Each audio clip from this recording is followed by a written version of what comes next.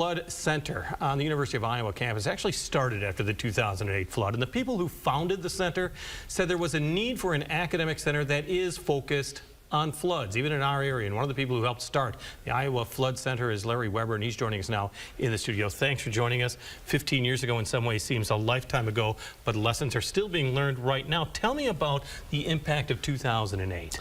Yeah, 2008 was really a game changer for us. The IHR Hydroscience and Engineering program, world-renowned institute studying water resources across the country and around the world, really start to have a greater impact here in eastern Iowa following the 2008 floods. Is this one of those things that when 2008 hit, it really opened a lot of people's eyes that this is possible? It's not like a crying wolf?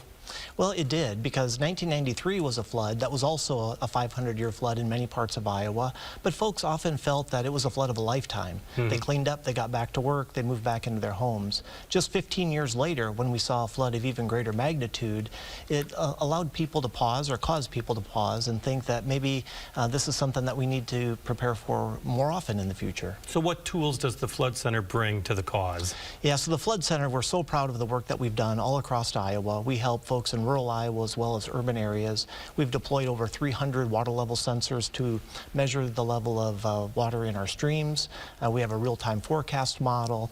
We combine all state and federal as well as Flood Center data in something we call the Iowa Flood Information System, which is the go-to resource for all folks as they prepare for the onset of flooding. Well, as you know, Cedar Rapids is building a great deal of flood mitigation projects throughout the city to protect the city from what was an incredible flood in 2008.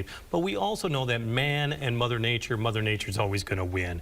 Have we learned a little bit more on how to work with Mother Nature to mitigate some of these floods? Well, what we recognize is that we need to protect our high-value urban areas as well as look at our watersheds for distributed practices. Since 2008, we've installed about 100 practices throughout the Cedar River watershed, from the upper Cedar to the middle Cedar. We've deployed about $10 million in constructing wetlands and reconnecting floodplains and building farm ponds to hold that water back where it falls, slowing it down and reducing flooding downstream, as well as providing nutrient processing and holding back some of the agricultural pollutants that are in our system as well. Because let's be honest, this could happen again. This will happen again.